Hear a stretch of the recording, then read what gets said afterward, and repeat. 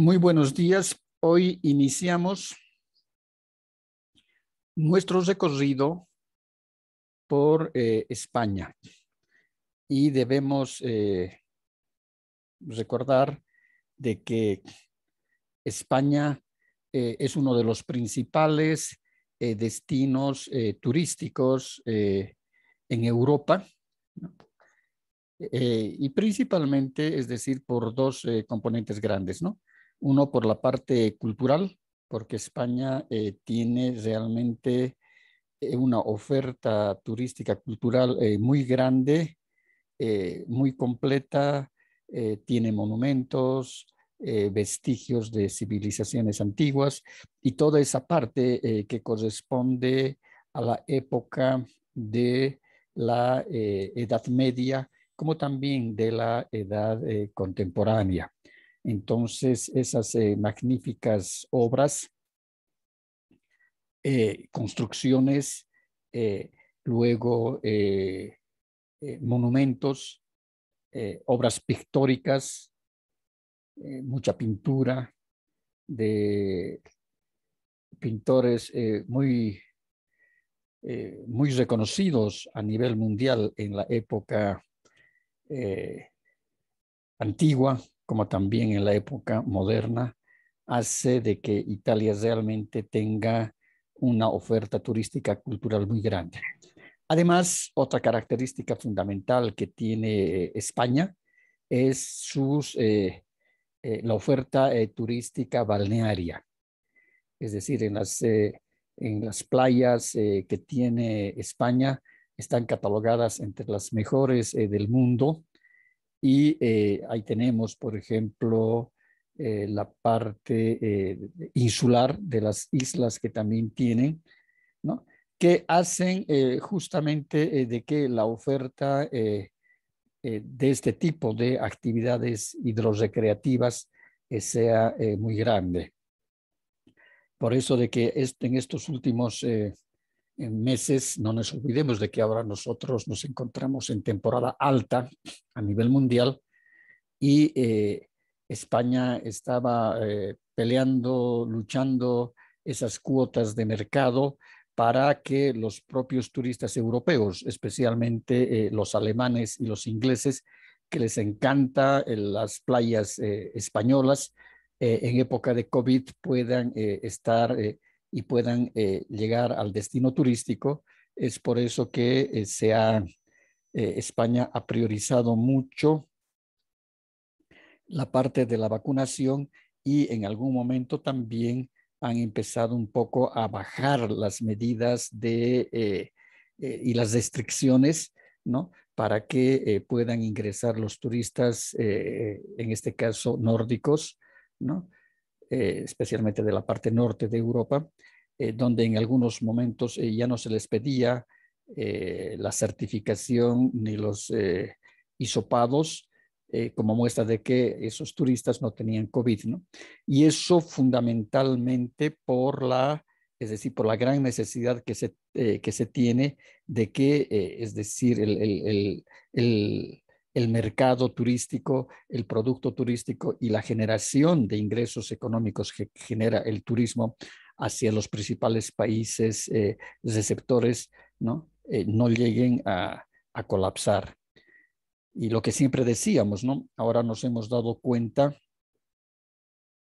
de que el negocio del turismo realmente había sido un negocio muy grande, ¿no? Un negocio muy grande, toda vez que genera muchos recursos económicos, genera mucho empleo, ¿no? Y eso vemos, ustedes han podido ver también en los informativos, en la televisión, en los noticieros, etcétera, cómo los restaurantes, los hoteles, las playas y todo aquello eh, estaban pues totalmente vacíos, ¿no? Y sobre eso tenemos que añadir de que el tiempo de producción, ¿no? En los destinos turísticos europeos y lo mismo lógicamente va a ocurrir en España, son solamente de 3 a 4 meses la temporada alta. Es decir, cuando en el continente están, en el continente europeo o en el resto de los continentes de donde provienen los turistas, están en temporada de verano, ¿no? Eso significaría julio, agosto, septiembre. Entonces, hay muchos destinos y muchos, en este caso, sectores, destinos turísticos y centros turísticos que tienen que funcionar 3 o 4 meses, pero la generación de los ingresos económicos tiene que justificar para todo el año. Y esos centros, especialmente los balnearios, 6, 8 meses quedan cesados. Porque ¿quién va a ir a la playa si el agua está helada? Y estamos a una temperatura de 5 grados centígrados. Entonces, ¿quién va a ir a bañarse a aguas heladas? Nadie. Entonces, esos destinos están solamente siendo y teniendo el mantenimiento necesario, ¿no? Por parte del personal, el mantenimiento. Por eso vemos de que los destinos turísticos tienen su temporada alta muy bien marcada para que luego ingresen a la temporada baja. Y en la temporada baja, generalmente, que es a partir del mes de diciembre, un poquito levanta la temporada alta por las fiestas de fin de año, ¿no? Y a partir de enero lo que hacen, y eso he visto mucho en España, lo que han hecho es ofertar actividades que de alguna manera pueda movilizar, ¿no? Puedan movilizar flujos turísticos en invierno, ¿no? Y también puedan, en este caso, generar recursos económicos, especialmente para la hotelería, ¿no? Y es así que las principales ferias mundiales, ¿no? Que se desarrollan en Europa, las ponen siempre en las fechas a partir del mes de enero adelante, que es su temporada baja, para poder dar de alguna manera movimiento a las instalaciones y especialmente a las instalaciones que están en las áreas urbanas, es decir, en las grandes ciudades. Y lo mismo ocurre con España. Vamos a ver de que España,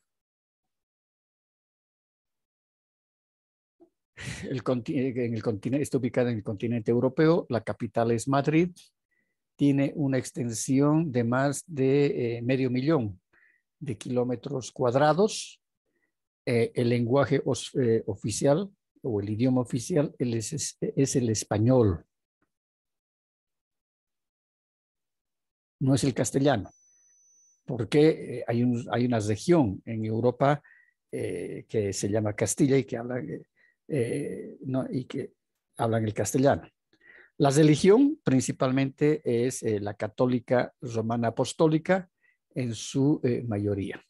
Si nosotros vemos aquí el mapa geográfico de España, vemos que es fronterizo con Francia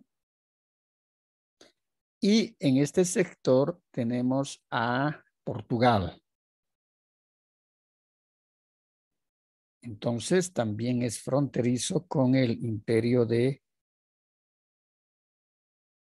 con Portugal. Decíamos la parte insular, que las hermosas playas especialmente están ubicadas en el mar Mediterráneo. Y aquí tenemos Palma de Mallorca, aquí tenemos la Minorca, ¿no? Aquí tenemos también las partes insulares y todo este sector, ¿no? Desde Tarragona, etcétera. Todo este sector corresponde también a la ubicación de la parte principalmente costera y balnearia. No nos olvidemos de que aquí ya estamos, aquí tenemos ya el continente africano. Esto es toda esta parte, Argel y todo eso ya corresponde al continente africano. Y este es el estrecho. Eh, Está dividido España en regiones, ¿no? Aquí tenemos, por ejemplo, Extremadura, Castilla y León, Galicia, Aragón, Andalucía. Luego, llama la atención una característica propia que tiene todo el sector norte de España, ¿no? Es que se hablan inclusive otros idiomas, otro idioma, como es el caso del galés, Galicia, ¿no?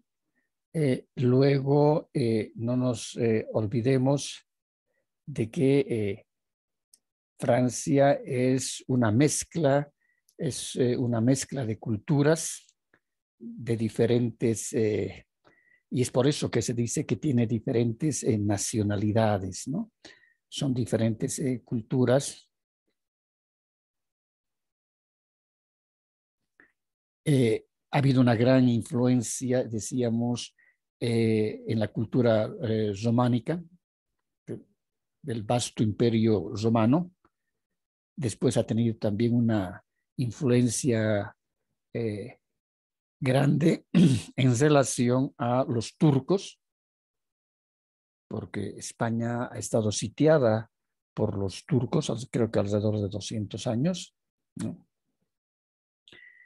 Y esas características más los pueblos originarios, ¿no? Los pueblos originarios, como por ejemplo el vasco, los vascos, ¿no? El vasco es un idioma totalmente, es una mezcla muy complicada, ¿no? Es otro tipo de idioma y que se habla en todo este sector. Entre la frontera, entre Francia, entre España y Francia, tenemos aquí uno de los países más pequeños del mundo. Después del Vaticano, ¿no? Está Andorra y su capital, Andorra la Vieja. Entonces, es el paísito más pequeño, un país totalmente independiente.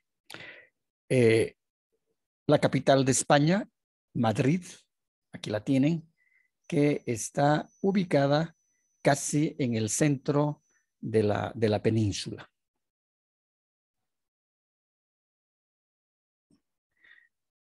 No debemos olvidar de que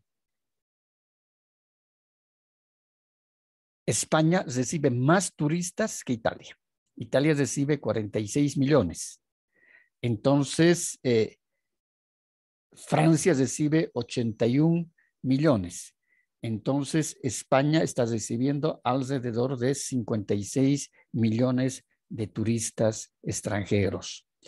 Lo cual, como decíamos, hace no más pues de que sea un país eminentemente turístico, ¿no? Y con una oferta bastante grande, una oferta turística muy amplia, desde los atractivos culturales hasta, decíamos, esas hermosas playas con toda esa infraestructura. Acá, por ejemplo, si vemos un poco los recursos culturales y esas características que tienen los grandes monumentos, las grandes edificaciones que que existen y que han podido, es decir, pasar muchos años, mucha historia, muchas contiendas bélicas, pero han sabido mantenerse en pie y han sabido lograr, ¿no? La conservación de estas para el disfrute de los turistas que hoy en día visitan este destino turístico. Dentro de estos recursos turísticos que están distribuidos por toda España, vale la pena mostrar lo que es el monasterio de Poblet. Es uno de los mayores conjuntos monásticos, es decir, de curas de España.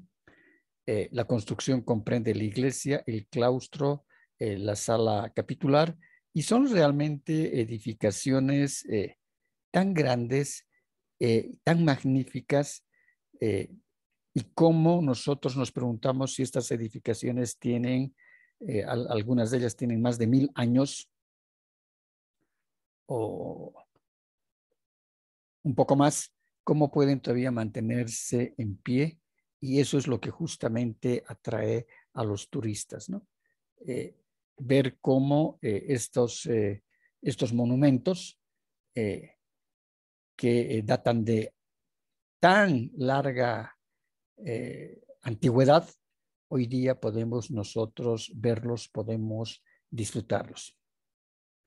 Acá tenemos otro, el templo cristiano de San Clement, ubicado en la provincia de Lleida, y esta iglesia pertenece al comienzo del siglo XII, es decir, de los años 1100 más o menos, del año 1100, es decir, que tiene más de 1000 años esta construcción, y cómo hasta el día de hoy sigue todavía parada, ¿no? La torre es uno de los más hermosos campanarios románicos catalanes, y podemos ver cómo siempre la influencia antigua en la arquitectura ha sido muy grande de los romanos. El monasterio de Guadalupe, que está situado en la comarca de las Villercas, en la Sierra de Guadalupe, uno de los principales centros religiosos desde la Edad Media y cuna de la hispanidad. Tiene elementos góticos en su construcción, renacentistas, y también el surgimiento de ese estilo arquitectónico que inclusive nos los han legado los españoles cuando vienen y conquistan la América, que es el barroco. Y es por eso que este monasterio es un resultado de diferentes épocas constructivas, diferentes periodos. Pero si ustedes ven aquí en esta fotografía la trama de la población, independientemente del monumento, todo este es el monumento.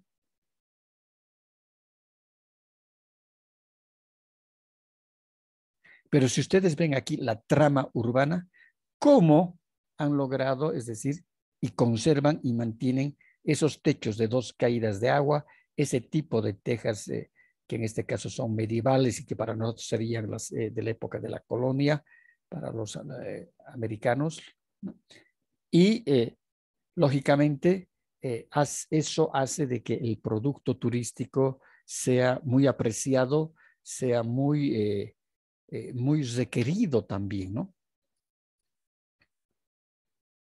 Y lógicamente que la demanda es muy grande, toda vez que ver ese tipo de monumentos hace de que realmente nos traslademos al pasado, y cuando recorremos esas calles pequeñas, esas calles tan estrechas, esas construcciones en su mayor parte trabajadas en piedra, en arcilla, etcétera, realmente nos transforma pues y nos traslada a la época del medioevo, ¿no?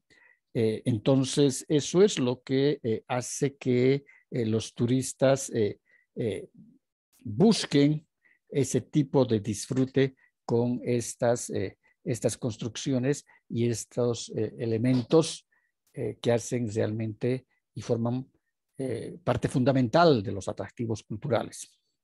El Castillo de Javier, que se halla en el municipio de Javier, aquí nació San Francisco Javier, ¿no? Destruido en gran parte en el año 1516 por el cardenal Cisneros, pero fue restaurado en el siglo XIX y todavía hoy en día lo podemos ver con estas características. Otro elemento fundamental que nosotros tenemos que añadir a este relato es cómo las autoridades, ¿no? Están tan conscientes de que esos atractivos turísticos tienen que ser puestos en valor, tienen que ser restaurados, ¿no? Y lógicamente, ¿por qué? Porque les va a generar, es decir, recursos económicos que van a traer los turistas.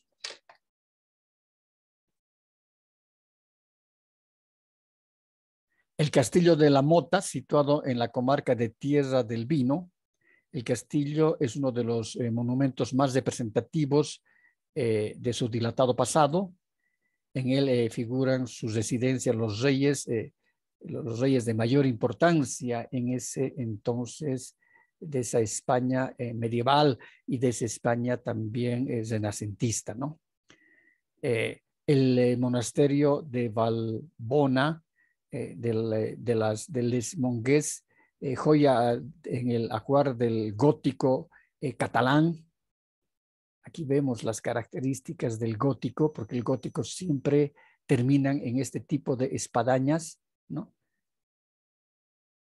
En cambio, miren cuánto diferencia este estilo arquitectónico de este otro estilo arquitectónico. Este es eminentemente gótico. Ustedes han llevado ya en historia del arte, no sé en qué materia llevan en historia, si no me equivoco, llevan las características de estos arcos y los estilos arquitectónicos que han existido en la Edad Media, en el Renacimiento y en la Edad Contemporánea. Generalmente, es decir, nosotros dividimos las construcciones, estas construcciones civiles, en religiosas, ¿no? Para las visitas que se hacen, las visitas turísticas, que serían las religiosas, y las obras civiles particulares. Estas son obras civiles. Estas obras civiles, lógicamente, que son castillos, que son residencias que fueron de los nobles de esa época, pero siempre han pertenecido o a la corona, sea en este caso la corona española, sea la corona italiana, etcétera, ¿no? En cambio, las obras religiosas son los monasterios, los conventos, etcétera. A pesar que dentro de las obras civiles, también en el interior, generalmente siempre cobijaban una iglesia, pero eso pertenecía ya sea a la corona o ya sea a algún noble, ¿no? En cualquier parte de Europa. En cambio, las iglesias como tales pertenecían a la iglesia y en este caso al Vaticano. Vemos ahora la fachada de la iglesia de Santo Domingo en Soria, que es otra ciudad, que es eminentemente un arte románico español. Es decir, aquí nosotros vemos estas características de las columnas, acá. Esas son características eminentemente románicas, estilo románico. Y aquí vemos cómo están coronadas, ¿no? Estas columnas en los frisos que pueden ser, en este caso, con estilos dórico, jónico, etc. Presenta 2 pisos de arquerías ciegas. A esto se refiere a las arquerías ciegas. Estos son arcos, pero son ciegos porque no hay puertas. Solamente aquí deben haber algunos Estos son unos pequeños ventanales que permiten el ingreso de la luz, pero aquí son ciegas porque es de pura piedra. Separadas en el centro por el rosetón. El rosetón es este, es un medio rosetón.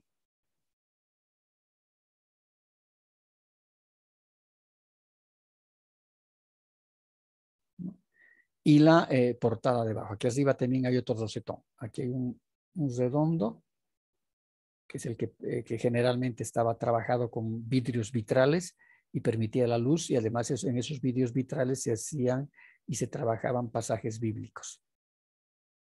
La iglesia de San Martín es la primera obra maestra del románico en Castilla.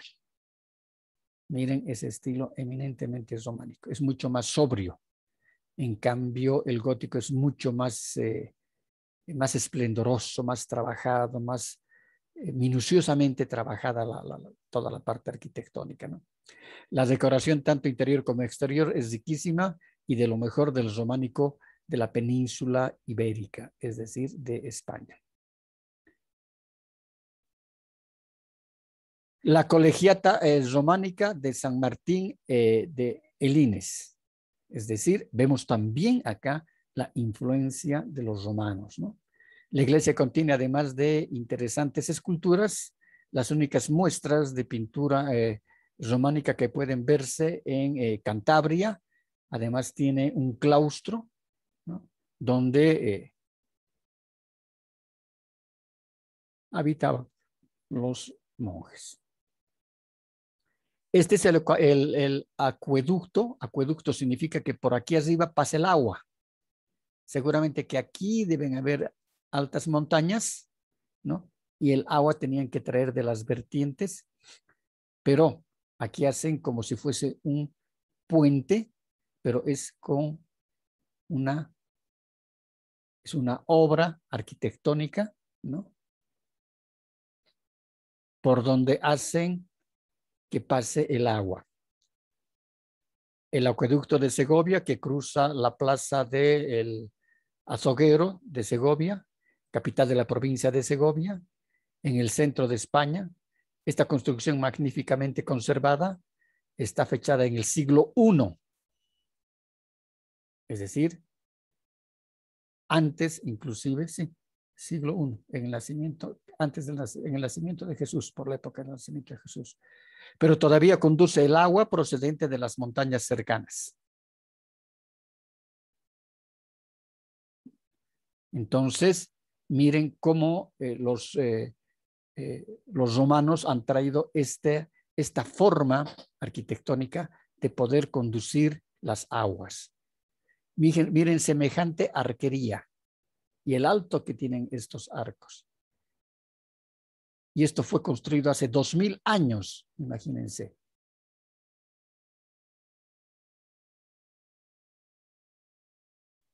Hace 2000 años. Y por aquí traen el agua, una zanja para que conduzca el agua. Entonces, dígame, ¿cómo no va a ser esto un monumento maravilloso? Poder tocar estas piedras y decir, tienen estos 2000 años. ¿Y cómo se han podido mantener hasta ahora? Aquí tenemos la ciudad histórica de Toledo. Si ustedes ven, gran parte de las ciudades españolas tienen mucha característica con las características climatológicas y geográficas de Cochabamba. Yo cuando estoy en Madrid veo mucho, especialmente en invierno, veo mucho las características las características geográficas que tiene el Valle Alto en Cochabamba. Esas características áridas, etcétera, ¿no? Frías, todo todavía, es decir, seco. Y miren, esas mismas características las podemos ver aquí en Toledo. Situado en el centro de España, Toledo, emplazada en una alta colina, fue en tiempos la capital del Imperio de España y hoy es la capital de la provincia de Toledo. Acá tenemos un puente romano y catedral, este puente de 16 arcos. Esta es toda la parte de la arquería, de 16 arcos, romano en origen, aunque reconstruido por los musulmanes, ¿no? Es la época que decíamos de que los turcos también sitiaron España. Cruza el río Guadalquivir cerca de la mezquita, que con 1200 años de antigüedad es ahora la Catedral de Córdoba. El monasterio benedictino, miren esta magnífica obra que está construida adosada a la montaña de Isla Montserrat, ubicado en la ladera de Montserrat, situada al noroeste de Barcelona.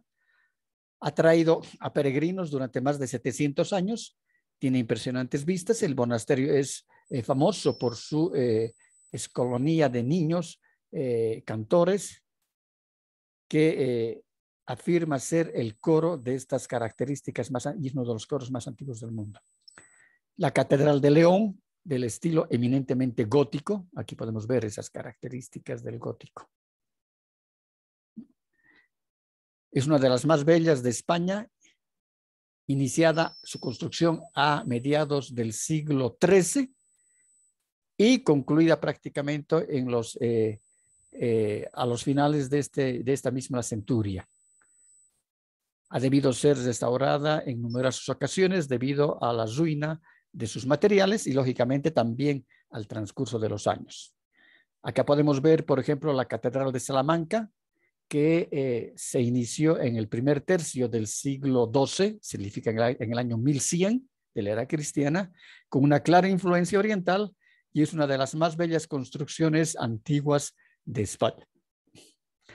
La Basílica de Nuestra Señora del Pilar, en la capital de Aragonesa, en Aragón, es el monumento más representativo.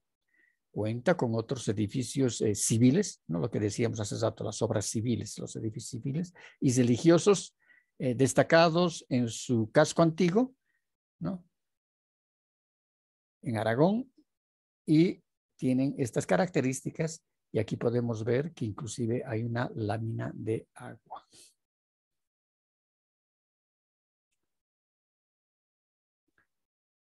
El Teatro Romano de Mérida, en que aún hoy se celebran representaciones teatrales y actuaciones musicales, tiene un aforo aproximado de 5.000 personas, es decir, que tiene una capacidad para 5.000 personas, ubicado en Mérida, que refleja su importancia durante la época de mayor esplendor del Imperio Romano. Entonces es la época en que los romanos habían sitiado también España, y cómo dejan sus construcciones como un legado, ¿no? Y aquí tenemos un teatro romano. La muralla romana de Lugo fue la fortaleza central de Galicia, situada a la orilla izquierda del río Miño. Luego está circundado por la muralla romana de más de 2 kilómetros de perímetro, con 4 puertas de medio punto. Las puertas de medio punto son estas. Es la arquería es de medio punto y solamente tiene 4 puertas, flanqueadas por torres y numerosos cubos del siglo III de la era cristiana, es decir, del año 200 más o menos de la era cristiana. La Catedral de Tortosa la podemos ver acá,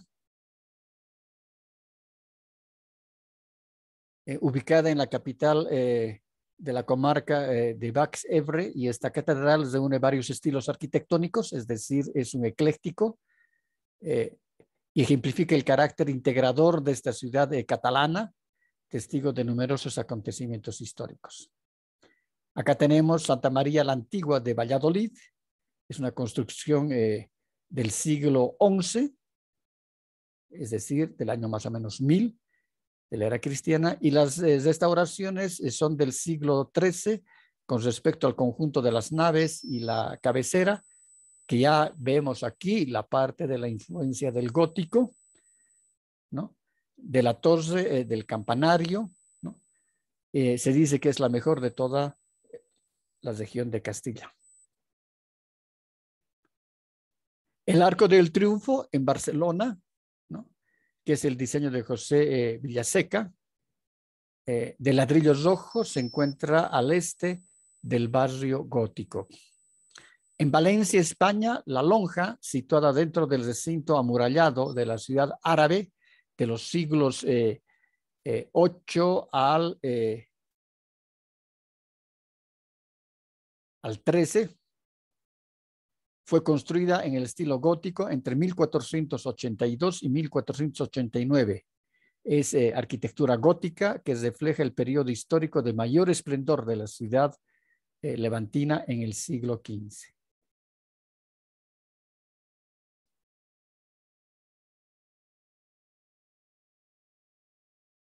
Acá tenemos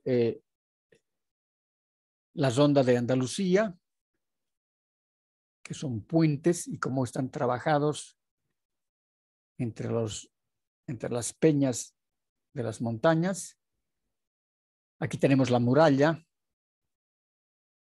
de la ciudad de Ávila, y no nos olvidemos de que antes, en la época medieval, todas las ciudades eran amuralladas. Justamente estas murallas servían para evitar el ingreso de los saqueadores o de los enemigos de ese entonces que tenían estas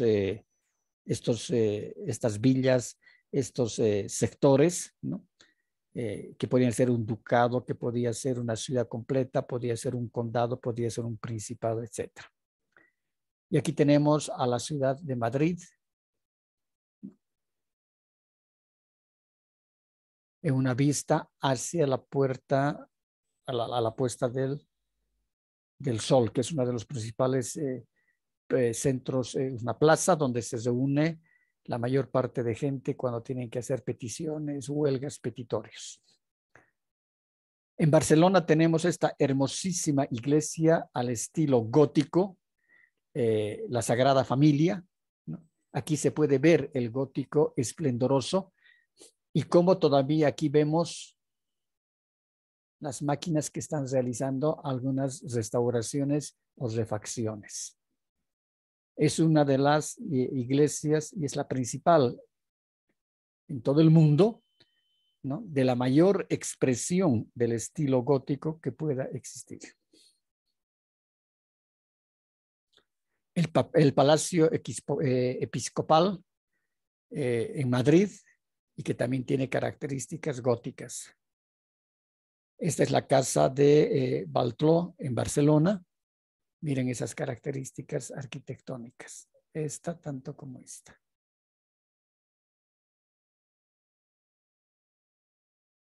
Aquí vemos, por ejemplo, una representación de la música y la danza conocida como el flamenco, que es el resultado de la mezcla de varias influencias de la cultura española, entre las que incluyen la gitana y la musulmana.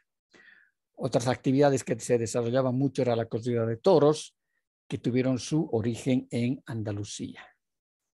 Y aquí podemos ver la tradición española del castillo humano en varios pisos en Tarragona, el concurso del toreo, el baile tradicional de la época de Navidad, con las danzas típicas, el carnaval español en Sotteville, la cabalgata de las 3 vueltas, que son las carrozas que hacen de ingreso en la festividad de San Antonio, y la festividad de la Candelaria. ¿Preguntas?